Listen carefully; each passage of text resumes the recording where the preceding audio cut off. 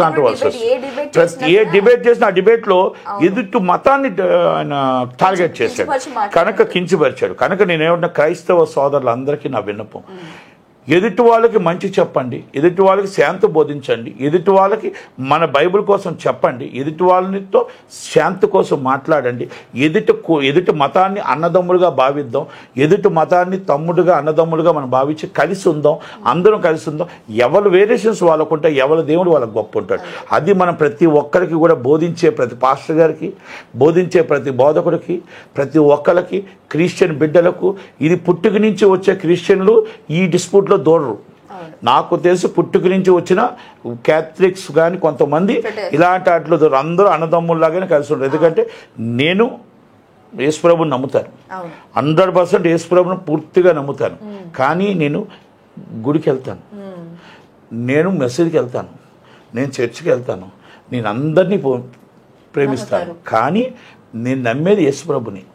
కానీ దేవుణ్ణి ప్రేమిస్తాను, నేను వెంకటరామూర్తిని ప్రేమిస్తాను, దండం పెట్టుకుంటాను. అలాగే నేను అల్లాని కూడా మసీదుకి వెళ్తాను. అంటే అందరినీ గౌరవించాలి, అన్ని మతాలు అన్ని కులాలు మనం గౌరవించాలి.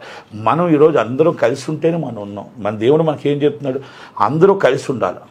ద్రాక్షరసం మనకు అందరికీ ఇప్పుడు ఈరోజు ఫ్యాషన్ వచ్చింది. ద్రాక్షరసం అంటే మనకు 30 రోజులు మనకి ఇచ్చేది ఏమిస్తారు, అది మనం మెంగులు చేసి ఇమ్మని అంటారు. అక్కడ కులం మతం భేదాలు లేవు. అక్కడ చర్చికి వచ్చినప్పుడు ప్రతి రోజు గొప్పవాడు పేదవాడు లేదు, అందరూ కలిసికట్టుగా ఉండాలనే ఆ చర్చ్ మనకి ఆ ప్రార్థనా మందిరం పెట్టారు మనం. కనుక అన్నిటికి కూడా ఇప్పుడు కొంతమంది వచ్చి ఈ మధ్యన రెచ్చగొట్టే వ్యాఖ్యలు చేస్తున్నారు. అది కరెక్ట్ కాదు. నేను ఎందుకంటే అంటున్నానంటే ప్రతి ఒక్క పాస్టర్ కూడా దేవుడి కోసం చెప్పండి, దేవుడి కోసం మాట్లాడండి. అనుమానం ఉంటే అక్కడ యాక్సిడెంట్లో ఆయన వచ్చిన స్పీడ్లో ఆయన వచ్చిన దాంట్లో అంత దారుణంగా చనిపోయడం అనేది ఈ యాక్సిడెంట్లో కాదు, ఏదో కావాలని జరిగిన సిచ్యువేషనే కనబడుతుంది అక్కడ. ఆయన ఏదైతే కొవ్వూరు టోల్ గేట్ కి పాస్ ఆన్ అవుతున్న వీడియో మనకి మొన్న ప్లే అవుతుందో అంతకంటే ముందే ఇంజూర్ అయ్యారు, అంతకంటే ముందే గొడవ అయిందని చెప్తున్నారు కొంతమంది. లేదా అది స్లోగా వస్తున్న వీడియోనా ఏంటి అంటే ఒకటి ఉందమ్మా, అక్కడ కొవ్వూరు టోల్ గేట్ ముందు మనకి వీడియో చూపించట్లేదు, బిఫోర్ చూపించట్లేదు. ఆ కొవ్వూరు టోల్ గేట్ బయటకు వస్తున్నప్పుడు చాలా స్లోగా, ఆయన చాలా స్లోగా అక్కడ వస్తున్నది, మళ్ళీ తర్వాత పాస్ ఆన్ అయింది, ఫాస్ట్ వస్తుంది. తర్వాత చాలా స్లో, అంటే ఒక సైడ్ లైట్ వేసుకొని సెంట్రల్ లైట్ లేకుండా ఆయన చాలా స్లోగా, అంటే బాగా వీక్గా నడుపుతున్నాడు. అక్కడ కనబడుతుంది మనకి. ప్లస్ తర్వాత మనం ఒక 10-20 మినిట్స్ దాటిన తర్వాత వెరీ ఫాస్ట్గా పాస్ ఆన్ అయ్యాడు. అది కూడా అక్కడ మనకు కనబడుతుంది.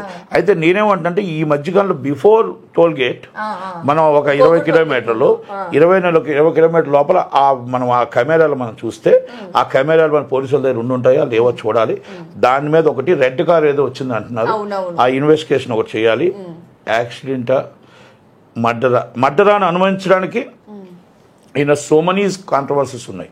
ఈయనకి థ్రెట్ ఉంది, ఈయనకు ఆల్రెడీ ప్రాబ్లం ఉంది.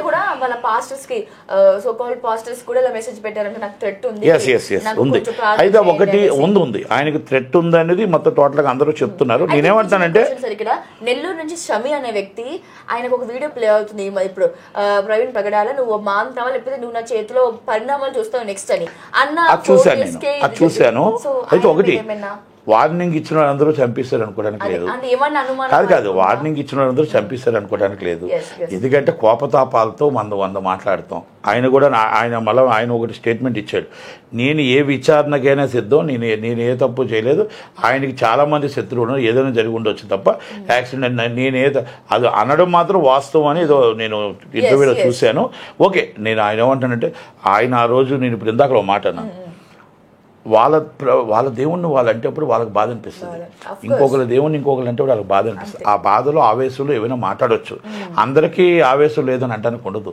అందుకని నేను క్రైస్తవ సోదరులకి శాంతి ఎక్కువ, శాంతియుతంగా మనం అందరూ ఉంటాం. శాంతియుతంగా ఉండేటప్పుడు మనం శాంతియుతంగా చేయగలగాలి. మనం అందుకనే బైబిల్ని బోధించండి, బైబిల్లో ఉన్న శాస్త్రాలు చెప్పండి, మన దేవుడు ఏం చేస్తాడు ఎంత గొప్పవాడో చెప్పండి తప్ప ఎదుటి వాళ్ళ కోసం కించపరచొద్దు అంటాను నేను. ఎదుటి వాళ్ళు మనం కించపరచు, వాళ్ళ దేవుడు చాలా గొప్ప వాళ్ళకి. మనం పాకిస్తాన్లో ఈరోజు మాట్లాడుతాం, పాకిస్తాన్లో మొత్తం టోటల్గా సెక్యులరిజం లేదు, ఒక మైనార్టీ ఒక ముస్లిమ్స్ తప్ప ఎవరిని మనం రానివ్వట్లేదు, ఊచుకోతకు వస్తున్నారని మాట్లాడుతున్నాం. మనము ఇక్కడ మనం ఆ పొరపాటు జరగకూడదు అనేది ఒకటి. ఎందుకంటే సనాతన ధర్మం అనే పవన్ కళ్యాణ్ గారు మీరు హిందువులే కావాలా, ముస్లిమ్స్ అవసరం లేదా, క్రిస్టియన్స్ అవసరం లేదా, ఎందుకంటే మీరు ఒక్క ఖండన కూడా ఎందుకంటే లక్షలాది మంది క్రిస్టియన్స్కి ఆయన పాస్టర్ గారు ఒక బోధకుడు, ఆయనకు అంతమంది వస్తేప్పుడు మీరు ఒక ఇది ఖండించి దీన్ని మొత్తం టోటల్గా లాండ్ ఆర్డర్ ప్రాబ్లం ఏముందో చక్కగా చూసుంటే బాగుండు. ఎందుకంటే మీకు కాకినాడకి రాజమండ్రికి జిల్లా ఎస్పీ ఉంటారు, ఆ 2 ఎస్పీలు మీ ఆధ్వర్యంలో ఉంటారు డిప్యూటీ సీఎం కాబట్టి మీరు గట్టిగా మాట్లాడితే బాగుంటుంది కదా. ఆల్రెడీ ఇమ్మీడియట్లీ రియాక్ట్ టీడీపీ వాళ్ళు ఇచ్చారు, చంద్రబాబు నాయుడు గారు, లోకేష్ గారు, ఇక్కడ జగన్మోహన్ రెడ్డి గారు ఇచ్చారు, జగన్మోహన్ రెడ్డి గారు కూడా మాట్లాడారు. నేనేమంటానంటే ఇది రాజకీయ రంగు పొలమును కాదు, మనం పవరాల గారు మాట్లాడిన మాటల్లో కొన్ని తప్పులు ఉన్నాయి, నో డౌట్, దాంట్లో ఎవరు ఆ వెనకేసుకు రావట్లా. అలాగని మనం చట్టం ఉంది, లాండ్ ఆర్డర్ అన్నీ ఉన్నాయి, మన అందుబాటులో ఉన్నాయి, న్యాయం ఉంది. మనం ఇలాగ ఒక ఆలగాని మర్డరే జరిగి ఉంటే ఇన్వెస్టిగేషన్ నడుస్తుంది కాబట్టి అది చాలా తప్పు. కానీ మనం పార్టీ తరఫున ఖండించాల్సిన బాధ్యత జనసేన తరఫున ఉంది. బీజేపీ జనసేన 2 ఖండించకపోవడం అనేది వాళ్ళు ఒక కులానికే ప్రతిపాదించినట్టే కనబడుతుంది. కనుక పవన్ కళ్యాణ్ గారు దయచేసి ఎప్పుడైనా రియాక్ట్ అయ్యి నిజంగా విచారణ కరెక్ట్గా జరగాలి. ఎందుకంటే విచారణలో అక్కడ కొన్ని డౌట్స్ ఉన్నాయి. ఎందుకంటే రాత్రి 11 గంటలకు జరిగింది, తెల్లవారుజామున తెలిసిన తర్వాత పోలీసులు ఎందుకు గట్టిగా రియాక్ట్ అవ్వలేదు, ఎందుకు గవర్నమెంట్ హాస్పిటల్లో అన్ని వేల మంది, అన్ని లక్షల మంది అక్కడికి వచ్చేదాకా ఎందుకు అలాగా ఆ రాష్ట్రం మొత్తం 2 రాష్ట్రాలు మొత్తం రియాక్ట్ అయ్యేదాకా, క్రైస్తవులు రియాక్ట్ అయ్యేదాకా ఎందుకు అవ్వలేదు అనేది నేను అడుగుతున్నాను. ఎందుకంటే కొన్ని వేల మంది పాస్టర్లు వచ్చారు. ఒక పాస్టర్కి మినిమం 150 మంది నుంచి 500 మంది ఉంటారు. అంటే కొన్ని వేల మంది పాస్టర్లే వచ్చారంటే మీరు అక్కడ ఇన్ని లక్షల మంది వచ్చినట్టు మీరు అర్థం చేసుకోండి. ఇంకా జనాలు పూర్తిగా రాలేదు. కనుక అక్కడ క్రైస్తవులు దేవుణ్ణి నమ్ముకునే వాళ్ళు ఎక్కువ ఉన్నారు. ఆయన మీరు మాట్లాడిన మాటల్లో తప్పు ఉండొచ్చు, ఎదుటి వాళ్ళని కించపరిచి ఉండొచ్చు, లేకపోతే నేను మొత్తం ఎవరినైనా సరే తప్పే కించపరచడం.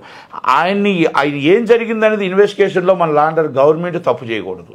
గవర్నమెంట్ నిరపక్షపాతంగా వ్యవహరించాలి, అది వ్యవహరించి ఉంటుందని అనుకుంటున్నా. కనుక పవన్ కళ్యాణ్ గారు ఖండించుంటే బాగుంది అనేది ఒకటి. పవన్ కళ్యాణ్ గారు ఈ విషయంలో క్రైస్తవులకి అండగా ఉండి, అంటే Hindu are Muslim are Christian, అంటే అందరూ సమానంగా ఉండాలి, అందరూ సమానతత్వంగా మనం మాట్లాడగలగాలి. మీ సనాతన ధర్మంలో కూడా అన్ని మతాలని గౌరవించి అన్నారు, అన్ని కులాలని గౌరవించి అన్నారు, ఒక్కరిని గౌరవించి అని చెప్పలేదు. సనాతన ధర్మం అంటేనే అది అందరినీ మనం గౌరవించాలి. కానీ అది పవన్ కళ్యాణ్ గారి దృష్టిలో లేదు అనుకోవడం తప్పు. ఎందుకంటే ఆయన జిల్లా రాజమండ్రి అవ్వచ్చు, కాకినాడ అవ్వచ్చు, ఆయన పిఠాపురం జిల్లా ఎమ్మెల్యే, పిఠాపురం తాలూకా, అంటే అందరూ పిఠాపురం తాలూకు వాళ్ళే. కనుక దయచేసి ఇమీడియట్లీ రియాక్ట్ అవ్వాలి. జనసేన నుంచి నాగబాబు గారు కూడా రియాక్ట్ అవ్వలేదు. కనుక ఇది అవ్వకుండా ఈ విధంగా చేయడం అనేది కరెక్ట్ కాదు. అది నిజాలు బయట పెడితే క్రైస్తవ సోదరుల అనుమానాలని బయట తీసుకొస్తుంది. ప్రతి క్రైస్తవ సోదరులకి, పాస్టర్లకి నా విన్నపం, దయచేసి మన బైబిల్ కోసం గొప్పగా చెప్పండి, దేవుడి కోసం గొప్పగా చెప్పండి తప్ప ఎదుటి వాళ్ళని మనం కించపరిచే విధంగా, ఎదుటి మతాలను మాని వాళ్ళ మతాలను కించపరిచే విధంగా మాట్లాడొద్దని నా విన్నపం. Thank you very much. Thank you for valuable time sir. Thank you so much.